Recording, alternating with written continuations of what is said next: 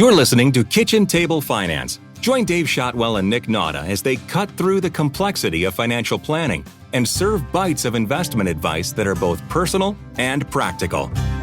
Doing well. Survived the storm last night and ready to talk about my feelings and money. Pretty brutal down there. What's one of the worst storms we've had down here in a long time? So not sure what happened. Well, we'll just keep on keeping on. Yeah, it's all that matters. So today, that's right. Yeah.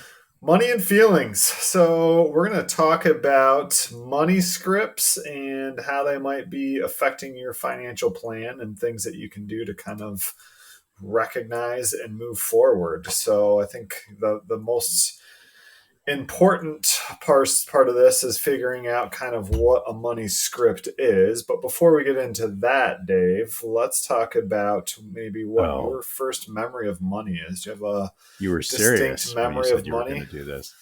From when you were young? Very serious about that. Early memories of money. Okay. It probably has something to do with the tooth fairy, so we'll just skip that because I don't think that's particularly meaningful. But one thing I remember is my grandpa.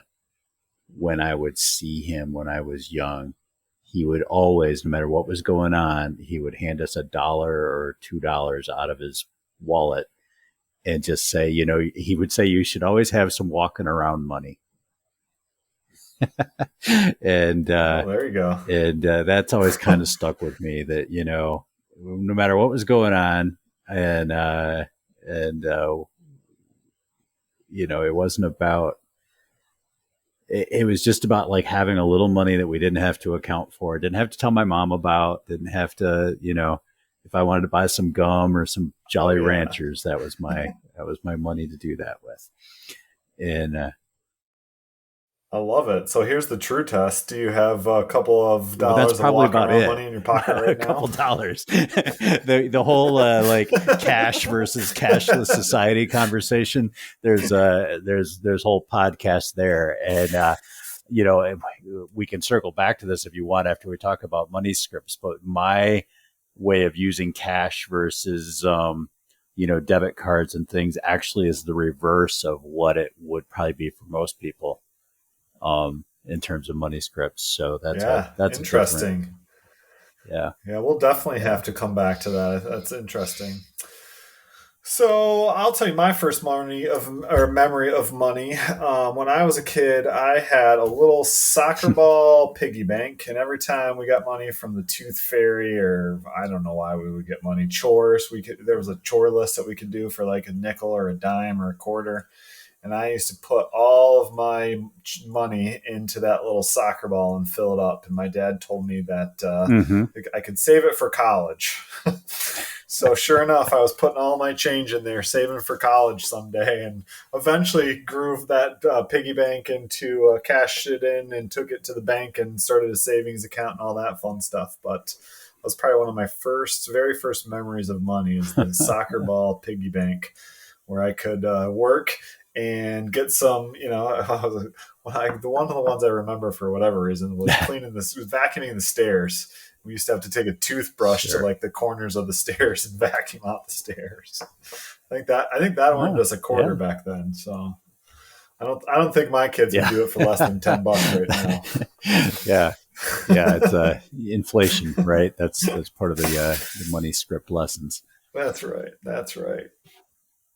So we'll come back to that, but both of those are kind of interesting things that we can come back to and think about. And so, kind of the importance, Dave, or thinking about the first memory of money is a money script is an unconscious belief that each of us have developed concerning money and life. Typically formed in childhood, we get this from parents or family or society. And they're often incredibly strong and resistant to change. So some of the examples that I can give is money doesn't grow on trees, right? You probably heard that one before. It's most important to save. It's better to give than receive. You need to take care of yourself first because nobody else is going to. And this, I don't know if you've heard this one. This one went around my family a lot as well. You're lucky to have something to eat and a place to sleep. Think of all the starving children. Yes. And every generation it changes. With your and my age group, I think it was the Ethiopians, but with our parents, it was the Armenians. And yeah. Oh yeah. Yep, absolutely. Let's see, what was the other one that I had down? Oh, if you're a good person, right, so all these, all these are just little things, little bits of conventional wisdom that you hear out there, right? But they form like some of our bedrock beliefs about money and attitudes towards money, and they can be different in different contexts and different for different people, right? Based on experience. Yeah, well, that's like the unconscious part. We can kind of joke about some of those things and that we've heard, but when you're a kid and you kind of internalize that, it does potentially have an effect, and sometimes a really big effect on your relationship with money, right? It can affect your ability to enjoy money, or it can cause us to avoid money issues in general. Which can be, there's obviously, just like anything, extreme cases that we sometimes see. But even like the mild cases obviously can have an impact on how we view the world through the lens, or how we view money in the lens of the world. Yeah. And how that affects the decision I think making, right? So to kind of talk about how this can be different for different people out of similar experiences, I think back to some of my early clients who had grown up during the Depression. And it was interesting because they would talk about those memories. And for one client, I remember, her experience of growing up in the Depression meant she was always going to be frugal. Didn't matter what she could, because it could all go away in an instant as far as she was concerned. And then I had a gentleman who was about the same age who lived through the tough times of the Depression, and his family really struggled. And his takeaway from it was, go ahead and spend it, because it may not be here tomorrow. Like, it was that always struck me as very interesting, that it was the same foundational experience, right? But completely different takeaways. And so that's, I think a pretty salient example of how this is a personal thing that you're getting at here with money scripts. Oh, for sure.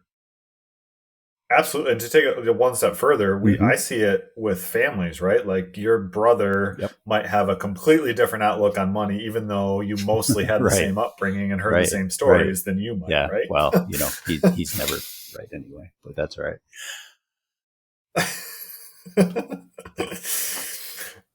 So I think, it can be very important, and I think it affects everyone to some degree. Some of the most common money scripts, obviously we gave some examples, but here are some other common ones that really affect people. The first one being more money will make things better. Contrasted with the second money's the root of all evil, right? It's one of the oldest cliches. Yep, there you go. Yeah, heard that one several times. Yeah. Another one is I don't deserve money. Versus the opposite of that, which is I deserve to spend money. I should get to enjoy it. Yep. And then there's the old there will never be enough money versus there will always be enough money.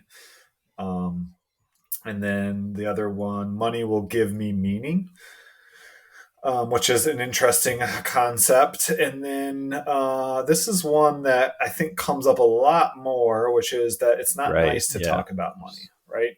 I don't know a lot of people that successfully in family relationships talk about money in a good way, right? And I think a lot of that comes from, and maybe this is just an American, thing throughout our history, but we just don't generally talk about money. And then the last one that's common that affects people is if you're good, the universe will supply all your needs. Yeah. So there's that old, that old thought process of just, if you just sit around and wait, eventually it will come around. With the flip of that one being, if you don't work hard and persevere, you're never going to get ahead, right? Nothing comes easy or free. Absolutely. And all of these different mindsets come to play when we're helping people with financial planning, for sure. Absolutely. I think it's funny, I think regardless of which end of the spectrum in these different, they almost fall in pairs, right? It seems like we're always trying to pull clients back towards the middle somehow, like find balance. Either they're too afraid to spend, for sure, yeah, or they're spendthrifts. And it's like either we're saying, hey, you need to go enjoy yourself, spend some of this money. It's not doing you any good. It's just causing you angst in a lot of situations. Or you need to slow your roll a little bit and, make sure that you're thinking about the big picture and tomorrow too, right? There's no middle ground. Yeah. Absolutely. And especially it's interesting we work obviously with a lot of couples, and I personally feel, you might feel differently, but I appreciate it when they're on opposite ends of the spectrum, right? Like one's a saver, one's a spender. Yes, that causes friction, but there's that's some balance. At least they're bringing each other to the middle. Checks and balances. Yeah. If I've got two spenders, who knows what's going to happen? Or if I've got two savers, it's like, all right, guys, like you can't take it with you. Let's make some decisions on how we're going to spend this. I don't have a lot of instances I can think of where I've had two spenders, but I can't think of, I'd say the majority of couples I've worked with over the years, it's been a balance between the two to some degree. And then with the other, like, it probably is the like two spenders together, maybe don't ever come find a financial planner. But they don't want to hear it. They know the message isn't going to be what they want to hear. Whereas two savers together are already in tune with the idea that they need to work on what they're doing. It's interesting. Yeah. Yeah. Yep. It is interesting. And we work with a lot of MSU people as well. And one thing that I will say about that group of people when it comes to things like this is, when you get your PhD, you spend a lot of time making not very much money, right? And so when you finally get on that track and you're making decent money, there's a lot of people that are, it comes both ways, right? There's a lot of people that are like, I finally have money that I can spend. Yeah. And, I've been living off of, a college kid's budget for the for 10 years now. And now I can actually spend some money and do some things. And then there's other people that are like, I've had to live on a college kid's budget for 10 years. And now I need to save because I feel like I'm behind, right? We usually get the savers more than we do the spenders in the business. I probably, exactly. But I think that's an interesting dynamic too, especially for that group of people, just because of, you spend those years getting a PhD. It's a big transition. Not a lot of money there, right? One way or the other. And, it's not uncommon to see that, that angst of, hey, all my peers are 6 years ahead of me in savings. And, all my friends that went to law school or got jobs right out of undergrad or what have you. And now here I am finally 6, 7, 8 years later playing catch up. Yeah. Right. Yeah, exactly. So money scripts can, however, be changed. And I think the first step is identifying and understanding them, right? This is the cognition phase. And it honestly can help most money scripts dissipate or at least lessen the impact on your financial life. But there are those where you may need professional help or guidance to kind of detach those emotions from the script. And a great example from the book that I actually read on the money scripts that's kind of made for financial planners is the example of Patty. So Patty has she makes $200,000 a year. She owns a small business. She has about $500,000 in savings. So on the outside looking in, you might think, well, she's doing a great job and things are going well for her. But when you unpack it, one of the things that you find with her in her relationship with money is that her mother was her former business manager, and she embezzled over $400,000 from her. So, think of that in terms of a money script, right? If you can't trust your mom with money, who can you trust? So that's one of those where it's probably a little bit more than just, hey, by the way, you have trust issues around money and here's why. And understanding it, that's probably, there's a lot more emotion involved in that. And like anything involving emotion, it takes a little bit more work to kind of get over some of those money scripts. But for the majority of us, thankfully, usually just kind of identifying your money script can really help you kind of get around it or think about it differently, or just recognize that when you're out in the world doing things, right? Right. And yeah, you're probably never going to truly change the emotional response to some of these things. At least identifying, oh yeah, that goes back to this experience, and that's why I feel that way, helps you balance out and at least behave rationally when it comes to investments and budgeting. Right, absolutely. And so I think one of the things that you and I did, and we can talk about a little bit, is we have a quiz, and we'll put it in the show notes. It's the money script, the Klontz money script questionnaire, which actually identifies the 4 different categories and kind of, is this a major issue for you or is this not an issue for you, right? And it's super helpful as far as that first step of recognizing what some of these potential things are. And so if looking at my score, and it scored exactly kind of how I thought I would, but it goes right back into my first memory of money. And when your first memory of money is saving money for a long-term future goal, like my default emotional setting is when I get money, my first thought is, well, let's save it. Right? Like that's my default emotional, like not spend it, not enjoy it. My default is always to save it. And so the benefit of going through this, and obviously I scored high in that category of, I can't remember exactly what they called it. We'll have to pull it up. But I scored high in that, like you might be more predisposition to saving money, and that connects the dots and makes a ton of sense. And so where it helps me in kind of understanding this is that yes, my first inclination is always, well, let's save this, but then I think through it a little bit more. I take that time and I think about, well, we don't necessarily always have to save it, right? Are there other things? Or maybe we save a portion and we spend a portion and we go, take a vacation or whatever it is, or, buy something or go out to dinner or whatever that may be.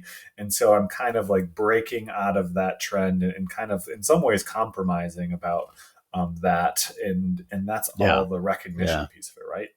If I didn't recognize that, if I just went with my instinct, I would save it all. And it kind of goes to something that we did a podcast on a couple of weeks ago, which is the Kahneman thinking fast, thinking slow, right? Where my default emotional response is, hey, we're just going to put this in long-term savings. Which is interesting because that runs contrary to what a lot of folks default is, that you get immediate pleasure from spending. So get the immediate pleasure now. Don't worry about, 20 years from now.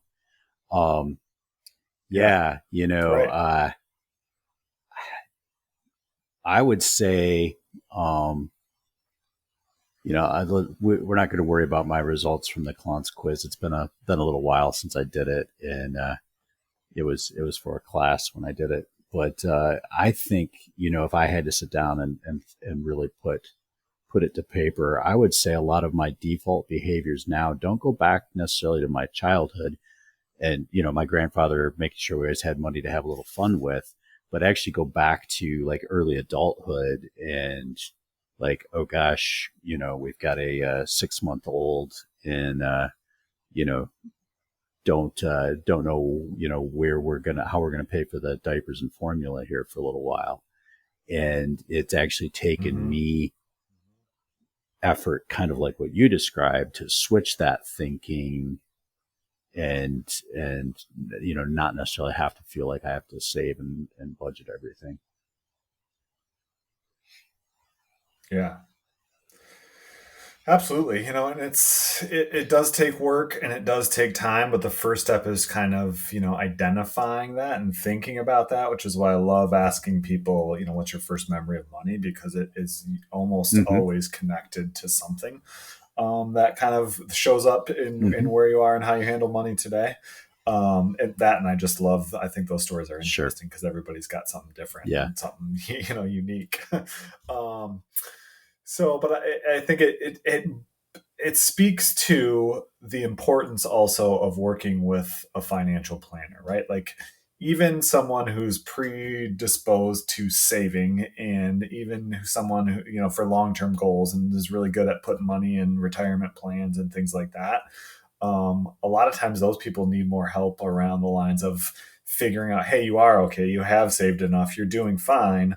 Let's like loosen the reins a little bit so you can enjoy this because there's no guarantee that whatever you're shooting for is, you're even going to make it there. Right.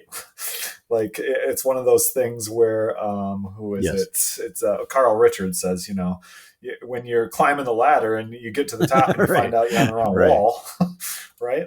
Like, Right. then what do you do, right? And so we want to identify those things, and money scripts are a part of that, and how you interact with money. And a financial professional can really help you understand that and make sure that yes, we want to climb the ladder, but we also want to Right. enjoy the Right. rungs along the way, right? No. So, kind of going back real quick. So, like I said, we'll put this money script quiz in the show notes. And so, if you're interested, I would highly advise taking it. It's very interesting. But there's four main factors that we're kind of testing for there. There's what we would call money avoidance, there's money focus, money status, and money vigilance. So, those are kind of the categories that we think about. So, money avoidance is Rather not. or just Yeah, I'd rather not the talk belief about that it. money is bad. Yeah. Really, people that score high, would just rather avoid it. Where money focus is the belief that the key to happiness, money is the key to happiness and the solution to your problems. So obviously, being too focused on that can have some bad outcomes. Money status is obviously like you tend to link your self worth with your net worth. So there's obviously some issues around scoring high there. And then money vigilance, which is what I scored highest in, is just that alert, watchful concern always about your financial health, right? Like, where are we at? What is, what makes me feel better is looking at my long-term financial plan and making sure that we're still on track, even if we had a bad month of spending a bunch of money that, Right. Makes me feel bad. Yeah, always kind of focusing on that or a bad picture. month in the markets, right? I mean, we've had those clients who it's Right. like, boy, they felt really good 2 months ago because their net worth was X and now it's Y, and they feel really lousy. They really shouldn't feel any lousier than they did 6 months ago when their net worth was the same as what it is, but the fact that they made money in the meantime and then lost it, now it's, now suddenly they're right. They're hurt by that. Yeah. So good stuff. To our listeners out there, like we said, feel free to take that quiz and see what your results are. And then obviously we would love to hear what your first memory of money is. So shoot us an email at info@srbadvisor.com and maybe we can share some of those on future podcasts. That would be kind of cool. Always fun. It's been a pleasure, Dave. A great topic. Yeah, thanks, and good talking with you.